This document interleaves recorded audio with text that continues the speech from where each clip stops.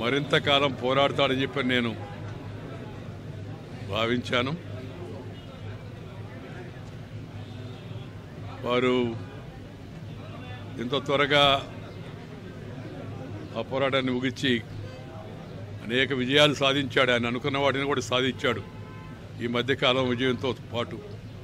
కానీ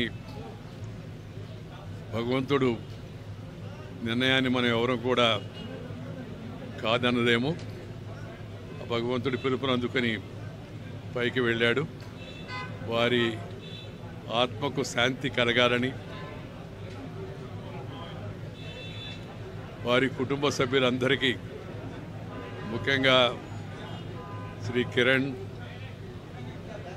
శ్రీమతి శైలజ, అలాగే శ్రీమతి విజయేశ్వరి, వారి పిల్లలందరికీ కూడా హృదయపూర్వకమైన సంతాపాన్ని నా తరఫున, మా కుటుంబ సభ్యులందరి తరఫున నేను వారికి నివాళులు అర్పిస్తూ ఉన్నాను.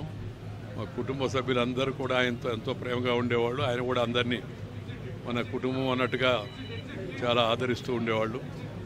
అందువలన కుటుంబ సభ్యులందరి తరఫున కూడా నేను వారికి నివాళులు అర్పిస్తూ భగవంతుడు వారి ఆత్మకు శాంతి కలిగించాలని, సద్గతి ప్రాప్తిచ్చేట్టుగా ఉండాలని చెప్పారని కోరుకుంటూ సెలవు తీసుకుంటాను.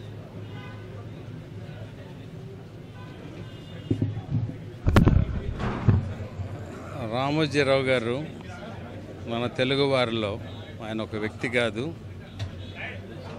శక్తివంతుడైన, అంటే మీడియాలో భయం అనేది లేకుండా న్యాయం ధర్మం ఏది అనేది ప్రతి వ్యక్తికి కూడా తెలియపరిచే విధంగా టెక్నాలజీకి అనుగుణంగా ఆయన ప్రతి రంగంలోనూ ముందుకు వచ్చి వ్యాపారం ధర్మంగా చేయటం ఎలా అనే దాని మీద ఆయన ఒక కేస్ స్టడీ చేయొచ్చు, రీసెర్చ్లా చేశారు.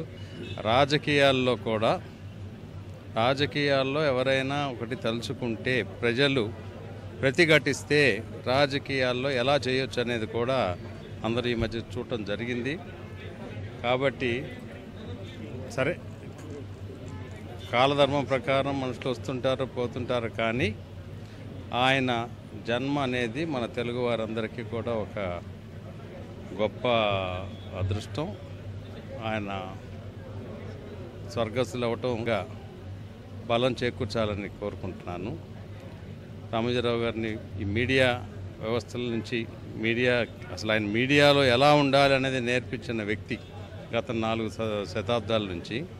కాబట్టి మీడియా కూడా చాలా, మీడియా రంగం మొత్తానికి కూడా ఇప్పుడు ఈరోజు ఏ ఎడిటర్ని కానీ ఏ జర్నలిస్ట్ని కానీ చూసినా ఆయన దగ్గర ట్రైన్ అయిన వాళ్ళే. ఇప్పుడు అందరికి కూడా తీవ్ర నష్టం జరుగుతుంది.